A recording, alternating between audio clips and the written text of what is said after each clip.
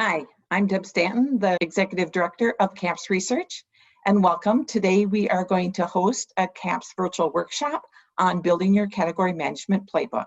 We'll get started by taking a look at the agenda for today. We're going to cover these elements of building and developing a category strategy, and then move to elements that make for a very successful execution. So let me first ask the question, do you use category management? And we asked many of our companies this question last year. And as we surveyed them, 95% responded with yes, they use category management. And then we asked them, how do you apply it? And here you can see the data. 8% of the companies reported that they apply it only to direct materials. Another 11% report that they apply it to only indirect. And the majority, 81%, are reporting that they apply it to both direct and indirect. So as you think about this question in your own company, let me show you a little bit of the data as we break it down here at CAPS. We are breaking the data down by sector. And so if you're a company that's in the manufacturing sector, here's your data, and you can compare yourself to the 95% that say they apply it to both direct and indirect. If you're in the services sector, here's the data that you can compare to your company.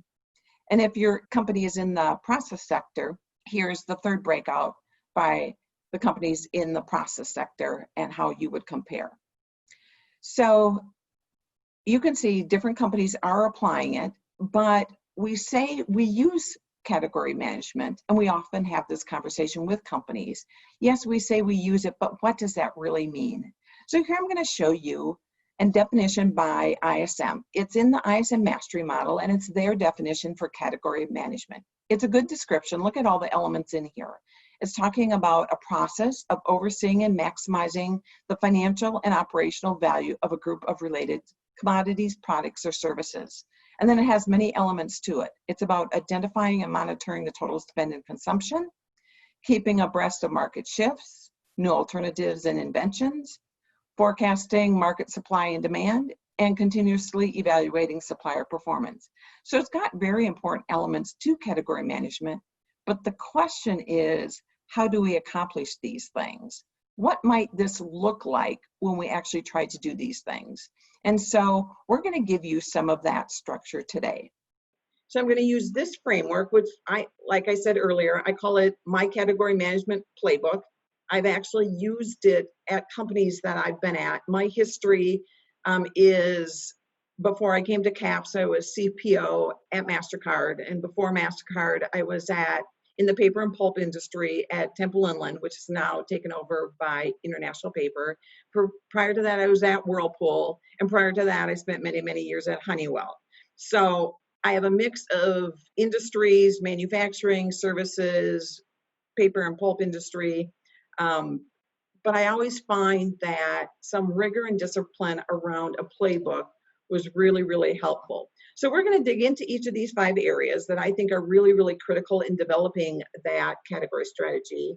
And I really feel that, these help build your strategy and then are really key factors to that successful implementation that we need to make our category strategies and have category management really come alive at our organizations. So another comparison here is, right up front, I want to give you kind of that peace of mind that there's many people just beginning this journey and introducing category management in their companies. So no one needs to feel kind of apprehensive or even a bit intimidated thinking, oh, everybody must be doing this really well, just not us. So don't feel that. In fact, this data proves it, right? This data shows that the majority of people sit kind of in that middle, they're moderately formal. So we gave some definition to what it might look like when you're just kind of starting out and you don't have category management really formalized at your company. Your steps might really not be defined. Everybody kind of does it their own way. There's really not standardization across categories, or if you've got category management and supply management in different business units, different divisions, different regions of the world. Everybody's kind of doing it their own way. Some of the elements, these 5 important factors of building your strategy, aren't necessarily there. In fact, usually you're really lacking on kind of the market analysis, the risk analysis, really not good target and metric setting, and pretty siloed. In fact, it's not uncommon for when you're starting out that supply management is kind of doing this for the sake of supply management, right? You're doing it in a silo and you're really not even engaging those internal business partners. I've experienced that myself, where I've walked into organizations, talked about doing category management, and we started doing it and then realized we were keeping this all to ourselves and we were doing it in a silo and we weren't engaging them. And then you can see the definitions as we go up and move to a more formal program with things well-defined, and you use it consistently throughout your organization. You've got really effective metrics that align with the business. They're not metrics for the sake of supply management. Those internal business partners are really, really highly engaged. So that's, you probably fit somewhere along that spectrum, but don't worry, not everybody's sitting up there at the extremely formal. So you're in good company here. All right, let's get started with the first topic, our internal analysis. So diving into that a little bit, my motto when it comes to that internal analysis and your spend analysis, you got to be a really, really good detective. So I'm going to give you some of the things that would be on my list to be a really good detective, and how you need to be creative and look at spend analysis. So first of all, and we'll look at the list, I'll show you my list, and then I'll circle back and give you some examples of these things. So definitely identifying your category and subcategory. The spend analysis part of it, looking at spend kind of dimensionally in all different ways. Sometimes the last bullet here sometimes is a little hidden spot for us. It's kind of a blind spot. It's what I kind of call the phantom spend. If you are currently using category codes, you're probably in a better position to uncover what all the spend is in your category. But if you're relying on the GL codes and those account codes in the GL, so often things are kind of miscategorized in a GL that's where there's a lot of phantom spend that might not be transparent to you because you've relied on GL codes. And when you actually go look, my example would be go look in the marketing department at their budget, and they have something classified as market research. And when you look at it, it's really an IT solution. So you're looking for IT spend. You won't think about going into the marketing department's budget, but when you look there, you see they bought their own solution. So GL can be a little tricky if that's what you've got to base your spend analysis on. You really, really got to look, because they can code it and classify it the way they functionally think about it, which may be very different than the way you want to gather the spend for your category.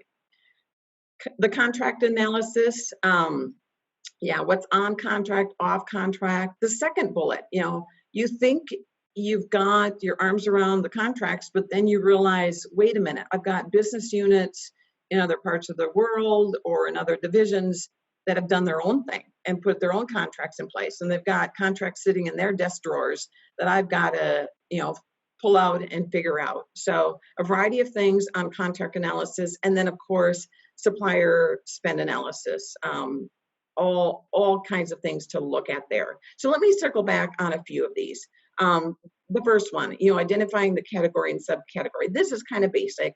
This is kind of 101. But when you have a category, most often there are subcategories underneath that you have to address in a separate strategy. So you've got your big super category, and then it's not uncommon at all for you to have to carve that into subcategory.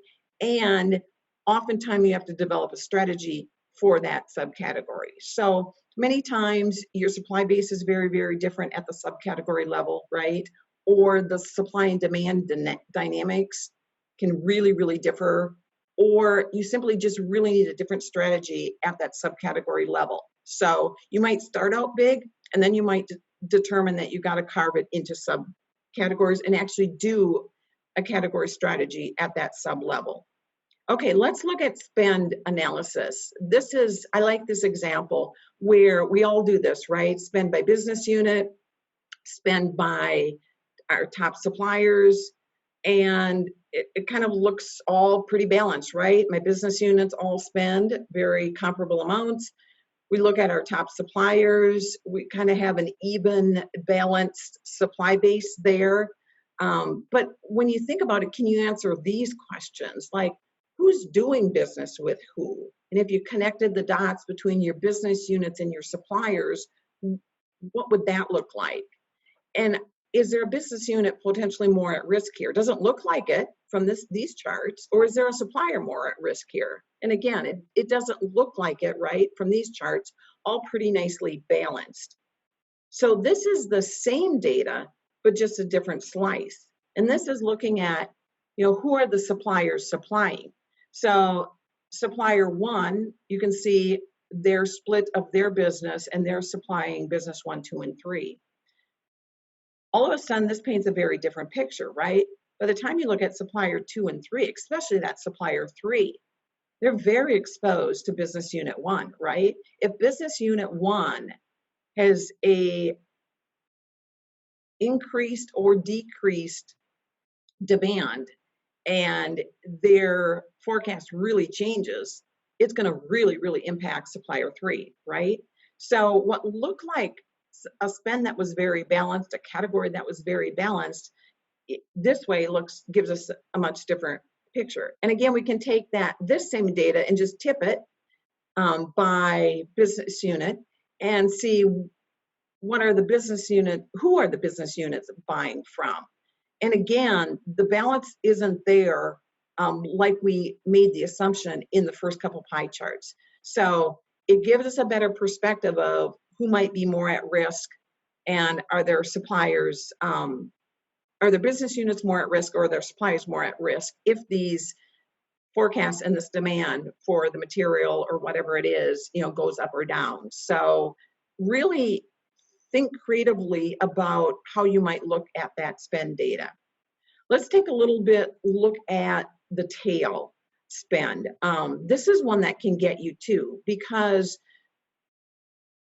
we typically make the assumption that kind of our top suppliers, maybe it's that top 8 or 10, kind of make up about 80% of our spend, right? And so this is kind of a real world example for me. We were looking at contingent labor, and we went to HR and said, how many temp agencies do we have across the North America? And they said, oh, we've got about 15. And we looked at the spend and said, yep, we can see the top ones really kind of carry the majority of the spend. And then by the time we look at the next couple, it drops way off. And so in this case, you might think, oh, let's competitively bid across our top suppliers and we're good. Well, we dug a little bit further on this one, and this is what the data really looked like. We looked at that whole next section and realized we've got another third of our spend. We have just as much in this middle bubble that we have with the top 8. And so we can't ignore it.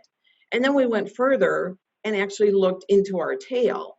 And this is what we saw. We saw a really, really long, extensive tail. In fact, even though HR said, oh, we use about 15, the truth of it was, and in reality, we had 102 contingent labor or temp agencies that we use, 102.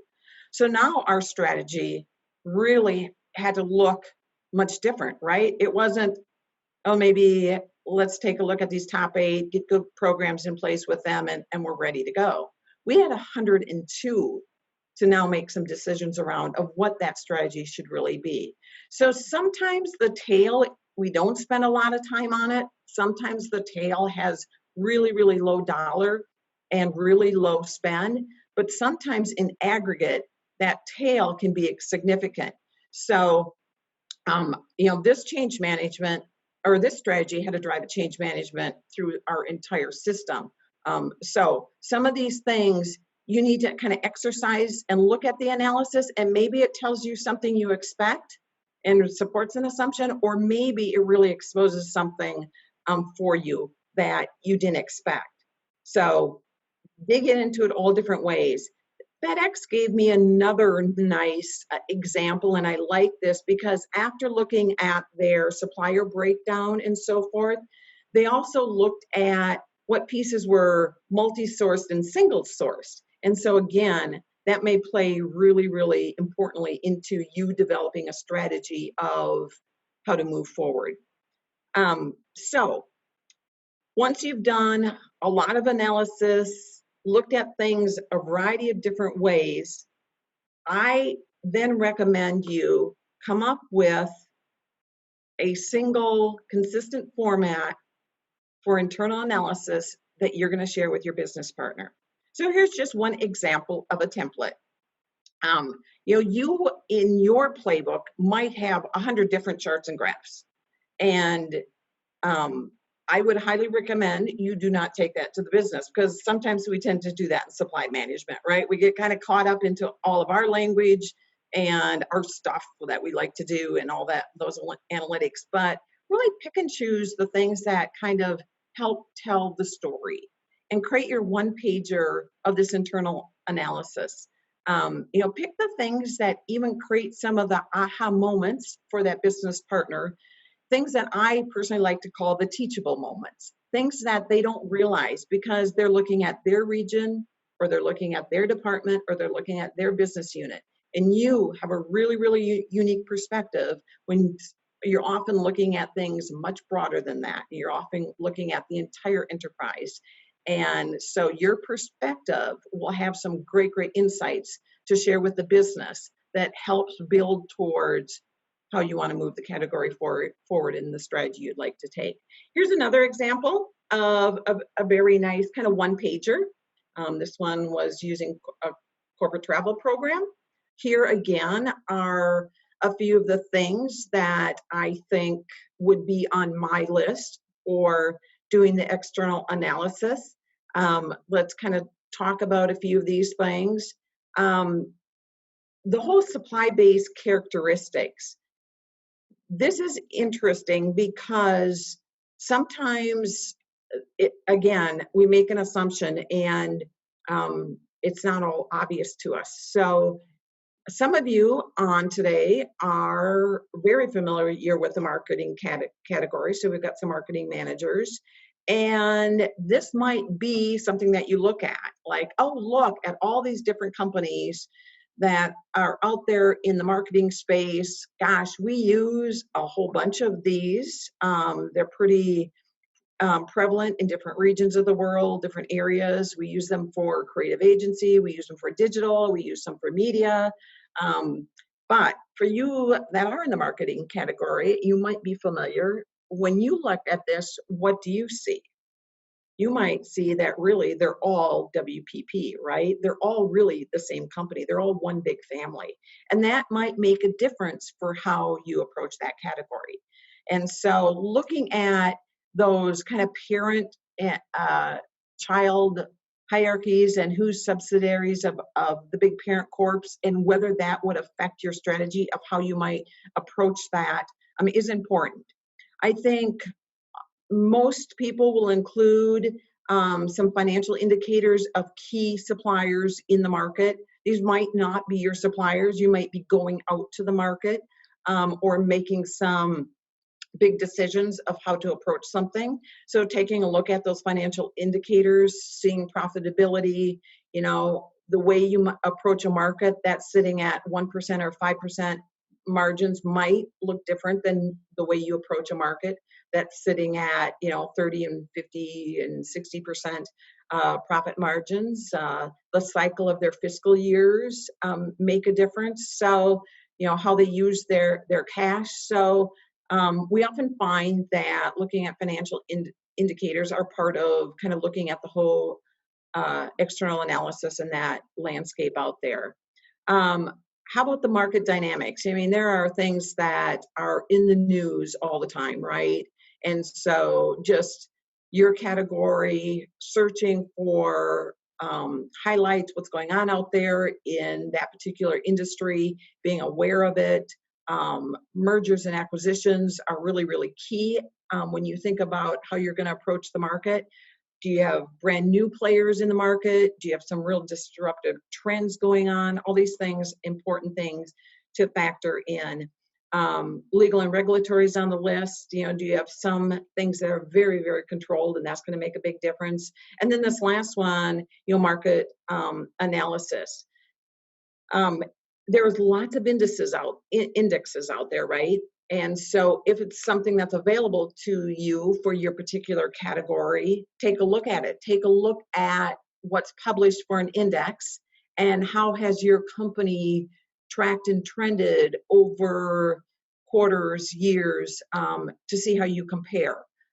That will be a really excellent guide to include in as you develop the strategy and what you're going to want to do. So indexes exist on all kinds of materials and on labor and all kinds of statistics. So go in search of those, use those. Many are publicly available. So be aware of that. And then also, I really think it's important in the market to know how you're positioned. So if I'm buying pearl starch, which we did at Temple Inland, we were in the paper and pulp industry. So there we are. We're that 15% segment that has demand for pearl starch. I want to know that when I'm developing my strategy, because I'm up against this big, huge food industry that's producing 73% of the demand. I want to know my position and my strength in the market. And so I want to know that I'm in the paper and pulp looking at only a 15%, representing only a 50% market share for the demand of pearl starch, and I'm up against food. So various elements. Now, once again, lots and lots of different things to look at in markets, lots of different things. I would say have your one pager. You're going to look at a lot of things, but then, so in your own playbook, there might be lots of templates and lots of things to check out, look at, assess, analyze, but then boil it into a really, really nice one pager, simple, consistent format. You'll hear me say that over and over, that you take to the business, that you're going to share with the business, because then the business gets really, really familiar with this more disciplined approach to category management. And again, kind of select those market elements and the analysis that's going to help you tell the story. So here is one layout that is used. I've got another one for you. Here, if you're in entertainment and you're buying beer, here's a nice layout of kind of that external market analysis. Another one pager. And here's another one. This is on IT, and it's a layout for their external analysis and market intelligence.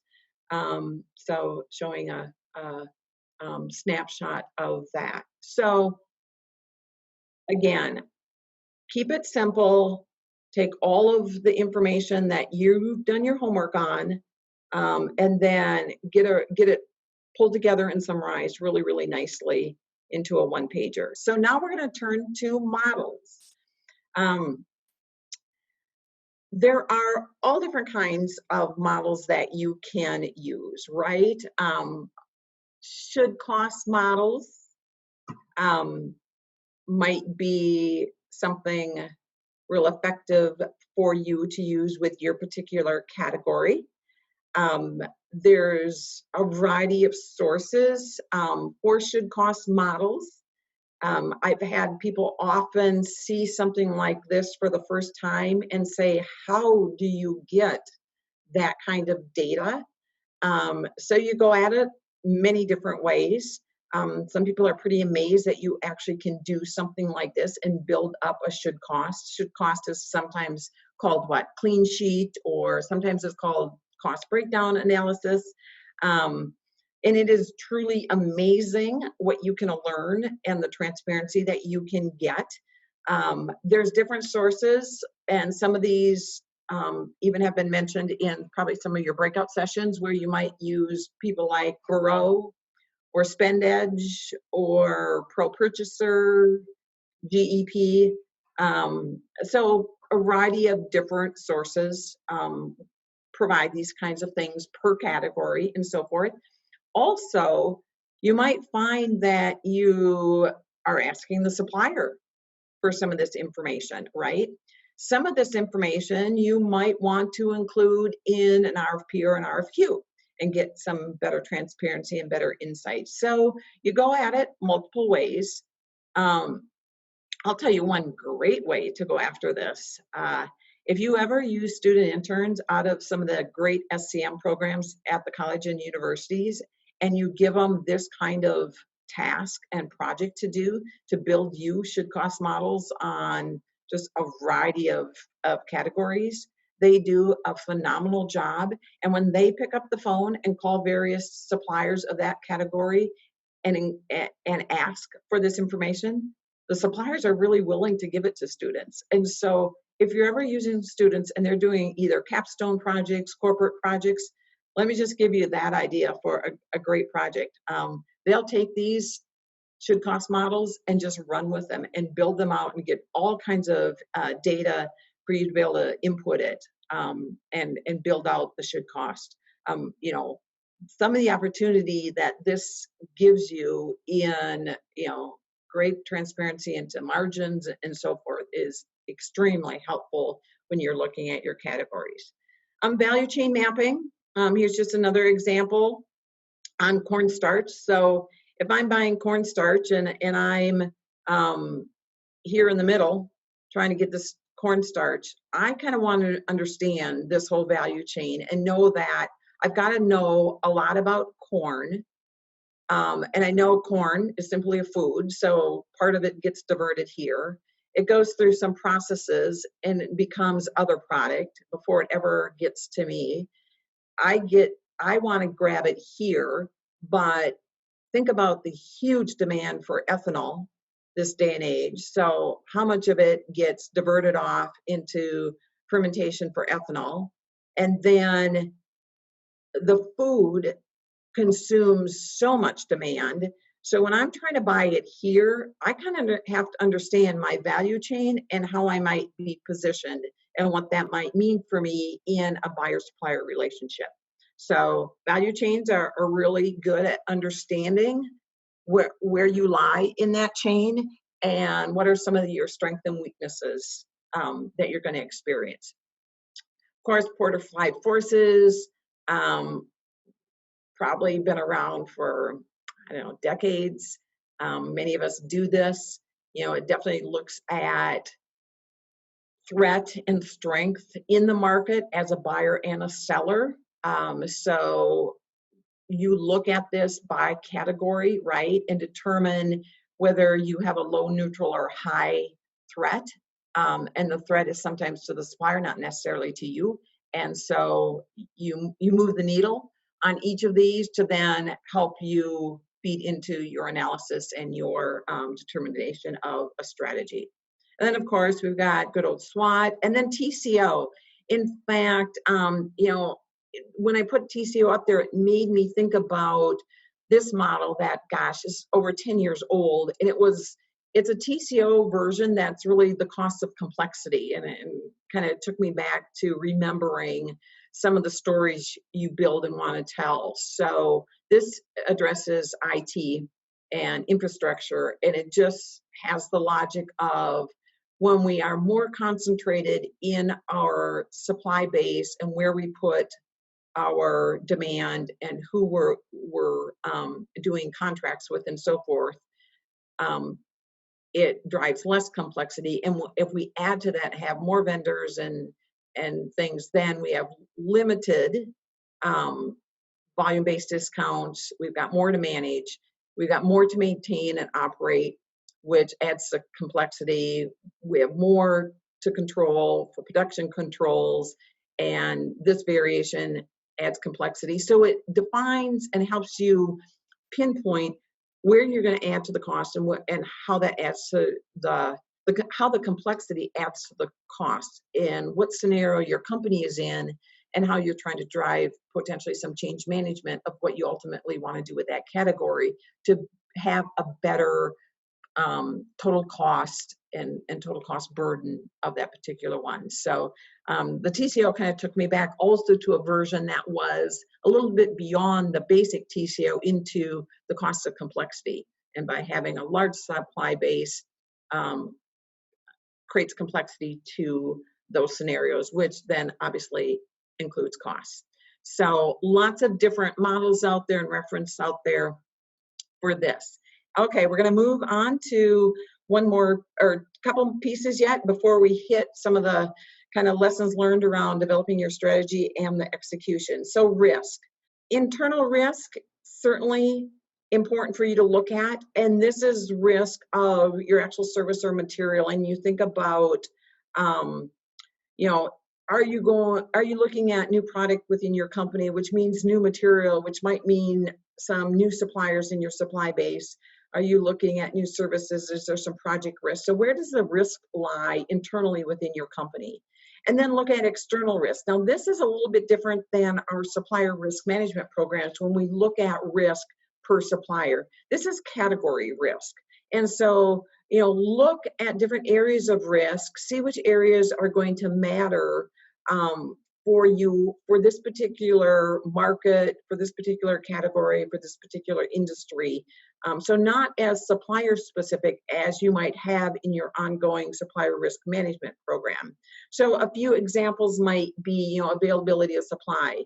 Just like right now, is the market really, really constrained of what's going on out there in general? Is it a material? Let's look at legal and regulatory. Is it a material, no matter who you're getting it from, is very, very highly regulated?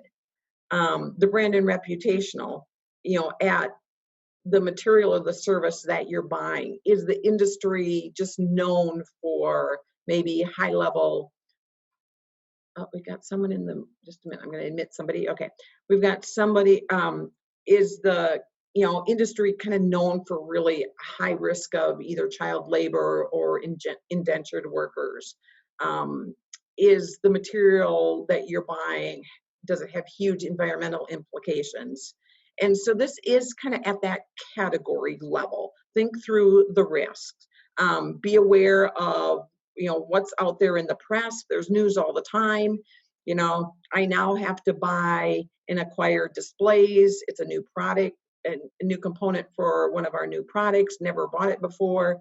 And I find out that one of the major suppliers to almost everybody, Japan Display, just got $1 billion bailout, you know, so I might want to know that. So again, it's kind of that risk at that category level of what would be important inputs to your strategy. Now, a lot of people within their playbook might have a section like this that lays out those opportunities and risks and addresses some of those things and summarizes some of those findings, as well as a matrix that puts your category in one of these 4 segments. So we talked a little bit about segmentation from a category perspective, not a supplier's perspective, but from a category's perspective in our breakout. And this is one of those matrices that does that market opportunity as far as, you know, what does availability, product substitution, number of options available to you, the buyer supplier market, what is that, you know, high low from market opportunity, and then business impact, kind of the spend, the risk, the impact on your, you know, core business initiatives and so forth. And that helps define what type of category it is and what quadrant you might end up in, which then tells you and gives you a little bit of the recipe, then how do we treat this going forward? What are the elements of the strategy that become more important than others? What are areas of risk that become more important than others? How might we manage this on an ongoing basis? And at what level in the organization um, does it get attention? Is it things that because it's IT and it's up in the critical and strategic, it's got the audience of the CIO?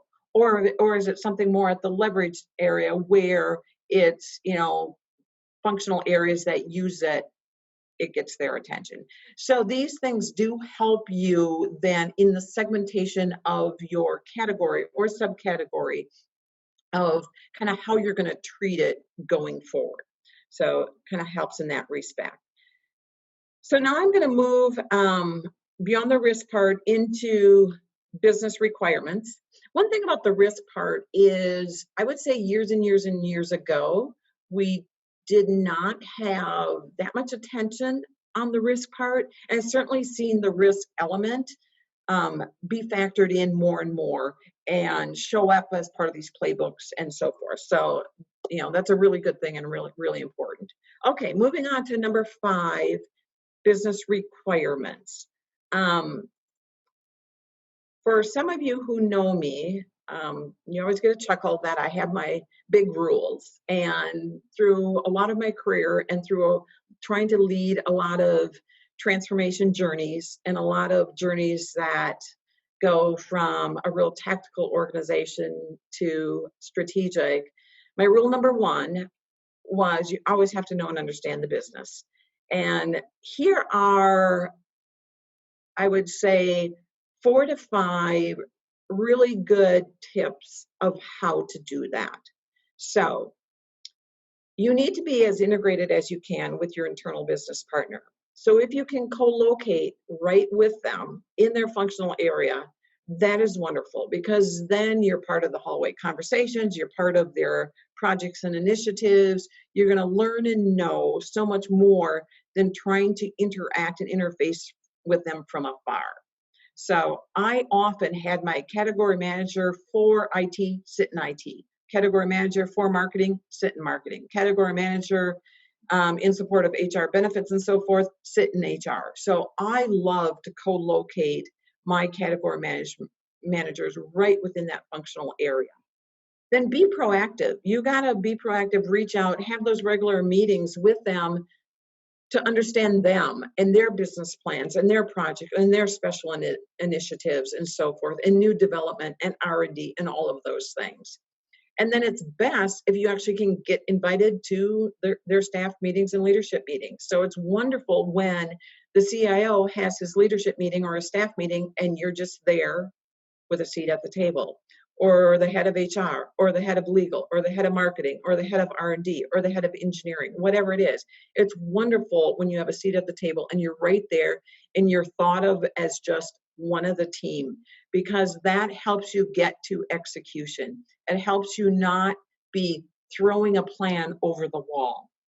Okay, number 2, you really have to be abreast of those future roadmaps and what it looks like, because those historical forecasts and volumes that you're seeing might not be indicative of the future plans and the supply-based needs and so forth. So a really valuable input into your strategy. You've got to be connected with the business. And number 3 is all about being a hunter and investigating areas that kind of are sometimes outside of the obvious sources.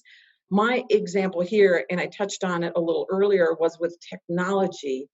When we were really taking on technology and parsing it into a lot of subcategories and going to do really great category strategies, we obviously went to IT to look at all the technology spend. Well, with the advent of all these cloud-based systems and SaaS solutions and all that, what we found was all this technology spend was also showing up in pockets all over the company and internationally all over the globe. And so we actually had to go search for technology spend far beyond and above that IT area, because it was showing up in all kinds of departments who were buying their own solutions for market research, or their own solutions for print optimization, or their own solutions for whatever. So a lot of that was just throughout the organization in many, many areas. So it wasn't in the obvious spot. So you got to be a hunter and really go looking for it as you're trying to get your arms around that spend. And then without a doubt, certain influencers, certain categories have influencers, right? Really understand what drives them. Several of you in our workshop today do travel. And I bet you all of you experience that. Who are the biggest influencers in travel? It's not the travelers themselves as much as the executive assistants and executive admins, right? Who are booking it, doing all the reservations, doing the expense reports. So you learn kind of who are the big influencers, and you include them as you develop that strategy and get their perspective, what drives them, what are their pain points. So understand that whole ecosystem around your category. And then 5 is something that you get to hopefully down the road as you get better with category management. And that is, it's wonderful when they're ready to go into a budget cycle and they're doing their forecasting, that they're including you, because you're bringing all these wonderful insights about that category, what's happening in the market, what might be some of your headwinds, what might be some of your savings, and they're able to then build that actually into their budgets and forecast with that insight already. So then I'll say number 6, if you aren't doing at least 1 to 4 pretty successful, then it's really, really, really hard to do execution. And execution often fails because we don't have that good partnership. So I also have a rule number 2, and that's be bold but be nice. And so anybody throughout their career who's been connected to me has heard this over and over. And even the students that I mentor hear this from me: be bold but be nice. And that's all about, you do have to be bold enough to bring ideas forward, new concepts, but you got to do it in a way that they want to work with you. So that's the theory behind kind of be bold but be nice. But let me go through a few of these elements with you. Partner with the business. Already stressed that. You cannot build these strategies in a silo. And I truly have been in organizations where when we started, or when I walked in the door and took on the supply management organization, they were doing category strategies, but no one saw them but themselves. And they had them in their desk drawers and they didn't even share them. So that doesn't work so well. So make sure that you get to the point where you can share those. And your homework really, really pays off. You know, as you've gone through internal analysis, external analysis, some of these models, you get yourself educated. And there's great, great power in that data and that analysis. The one-pagers are important because you keep it simple for them. You don't overwhelm them with a whole bunch of supply management stuff. You keep it simple, but you really tell an important story. And that story may expose a whole new approach to things. And so this is where, you've got to be proactive and bring forward that. And you have to find a way that you can challenge and persuade effectively, because they may not want to change. I bet every one of you have experienced a reaction from the business where they have their favorites, right? They have their favorites. Their supplier does all kinds of great things for them, and they have their favorites. But sometimes that is not the best decision for the business. And you got to change that and influence and challenge that. So bold enough to challenge it, nice enough to persuade them. So all of these elements to me really feed into eventually developing that category strategy and, having it be an effective strategy for the business that then they will help you execute and adopt. So on this slide, I want to circle back with, sometimes people have the opinion or the assumption that category management in a category strategy simply means sourcing, and simply means we're going to competitively bid it. And I just want to circle back on that because it might not look like that at all, right? If I've done analysis and everybody tells me all my analysis and my markets and my models and my risk all inform me to come to the conclusion that I shouldn't competitively bid this, I shouldn't source this. I, in fact, am in such a great position compared to what the market's at that I better just extend with my incumbent suppliers, lock in long-term agreements. So in that case, I'm not going to source at all. Or your strategy might tell you, this is not a straightforward commercial kind of agreement. We really need to enter into a joint venture because we're really trying to lock up some great innovation. We want to capture some market share. And so maybe a joint venture is really what the strategy needs to be about. Or maybe we've done the analysis and done all these things and it feeds to number 3. When we look at make versus buy, we're actually better standing it up internally ourselves. No sourcing involved. We're better with a make strategy. And the other examples are just other scenarios that don't lead you to an automatic, oh, let's source this.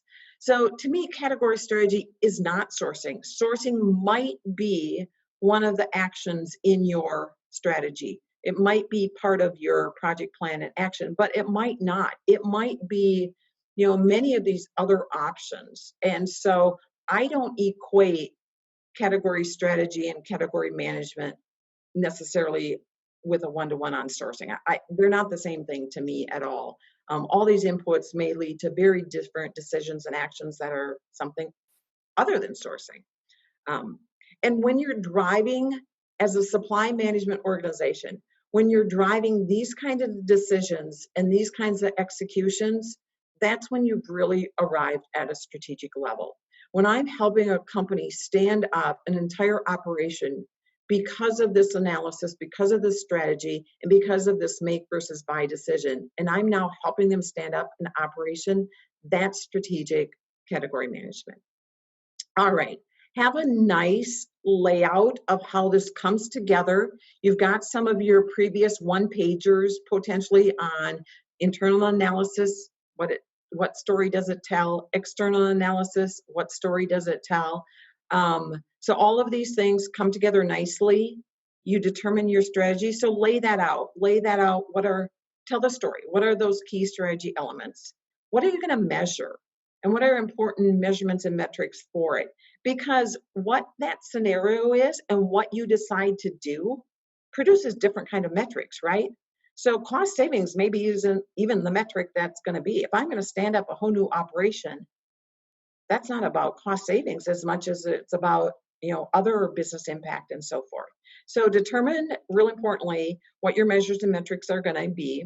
And then business improvements, business impact, make a difference to the business. So have some nice format that you get to share and work with the business and paint the picture. This is what it's going to look like. This is our strategy going forward. So if I asked you this question, do you even review your category strategies with your business? What might that look like? We had 84% say, yeah, they do review it with the business, but not everybody. And if I ask them, does the business actually sign off on it and agree to your strategy? We even fall back a little bit further.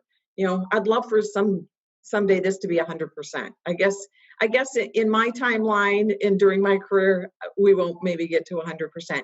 But let's do a poll of you guys, and we'll have Anna or Nicole push up the poll for us. Thank you.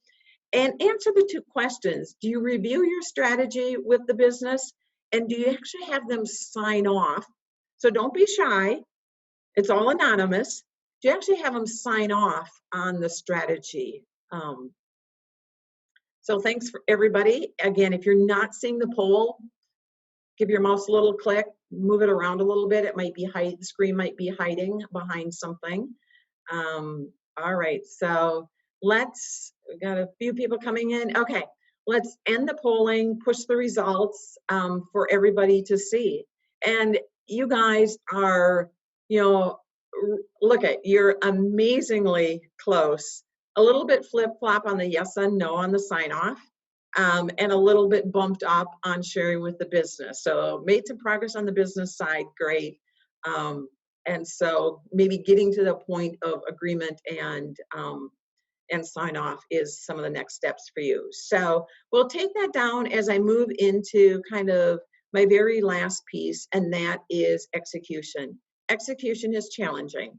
Execution can be the most challenging, and I'm going to show you that next on the slide, on the very next slide, as we finish up and wrap up here today on execution. But if you've had that agreement of the strategy, the sign off of the strategy, it really helps kind of the alignment and so forth.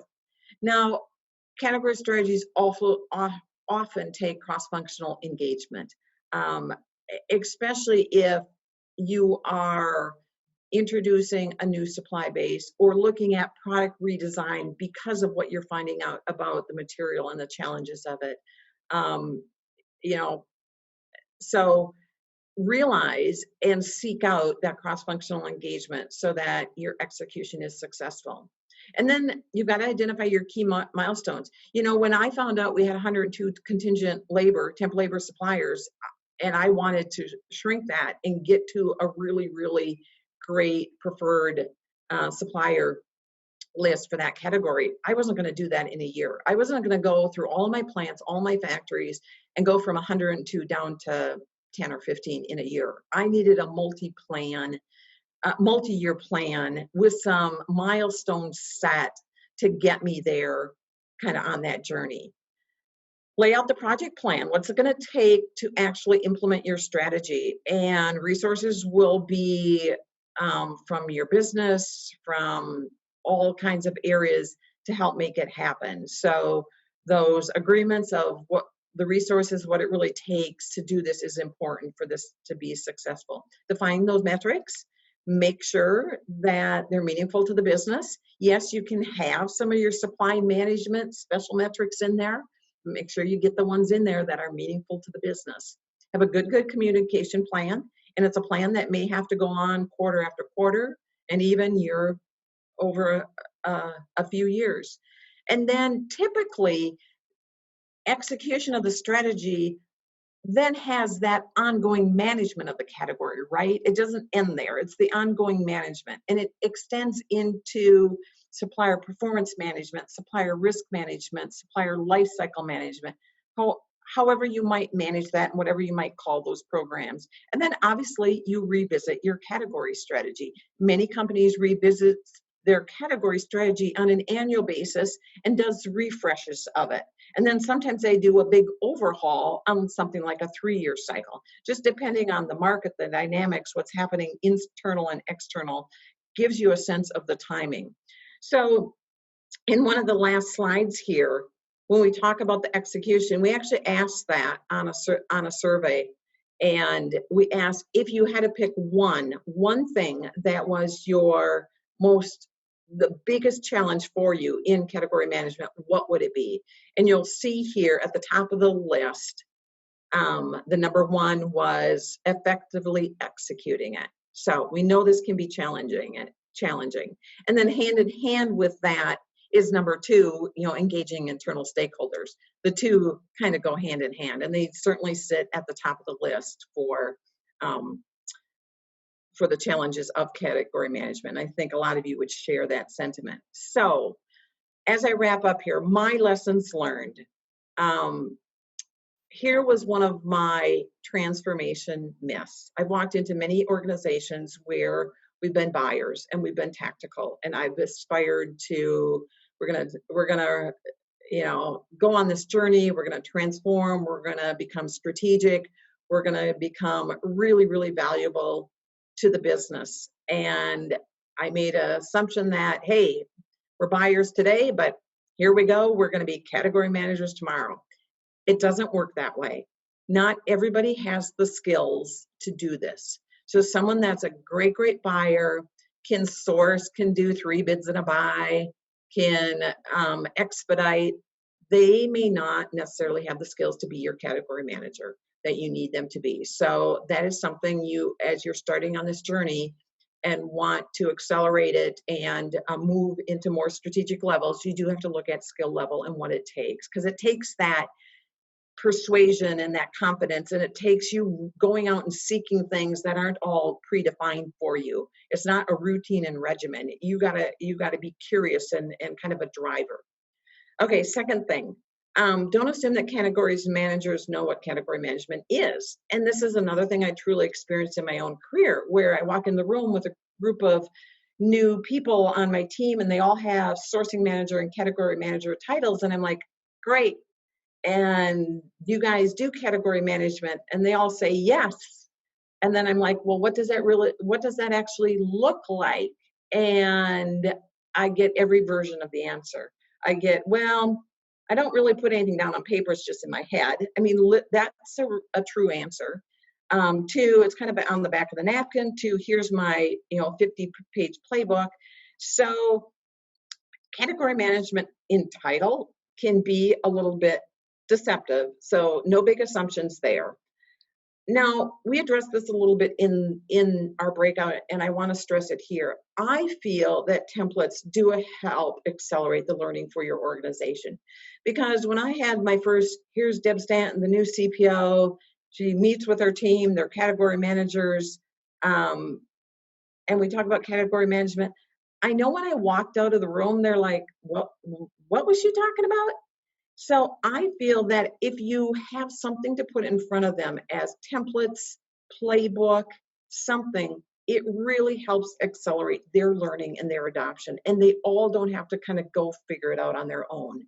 So for a supply management organization to get consistency across categories, across the world, across your regions, across the business units, if you can put some of these templates in front of them to at least give them a launching point for their category strategies and their category playbooks, I find it's really, really helpful. Otherwise, they're all trying to figure it out on their own. And then keep those playbooks consistent, especially the one-pagers or the dashboard or the summary that you bring to your internal business partner. Keep that really consistent, because you are educating them every single day. And as you use that with them, they absorb it better, they come to expect it. So then you don't have this reaction. You don't have, your head of HR saying, well, when my benefits person comes to me with their category management, they do it this way. But when the IT person looks at all my systems, they do it this way. So the more consistency we can have with those internal business partners, it really helps educate them and get them to come to know and understand the value that we bring. A few more here. Don't underestimate the power that and the influence that this playbook and these insights provide those business partners. You're learning things and bringing things to the table that they've never thought of before. But you got to be flexible and nimble with these categories, because not all categories are equal. Not all categories need everything in the playbook. It would be overkill. So you pick and choose what fits for that category. And that's some of the magic here. You aren't so regimented that everybody has to do everything in the playbook exactly as prescribed. Be flexible, be nimble, do what makes sense, do what adds value to that particular category. And then I say use category management for all spend areas, direct, indirect, it works for everything. So after we've talked about all this, and I've shared with you my playbook and what I think are elements in it, how formal would you say now your company is with its category management? So circling back on the data that I showed you early on, and we'll pop up a poll here and let you pick 1 to 5 of where would you put yourself or your company now after you've heard us discuss it and share today. And as that poll's up and doing that, I'm going to lay in sector data and have you, if you're a manufacturing company, you can see how other companies in that sector compare. If you're in the process, you can see how they compare. And if you're in services, you can see how you compare to services. So, all right, let's end the poll and go ahead and publish.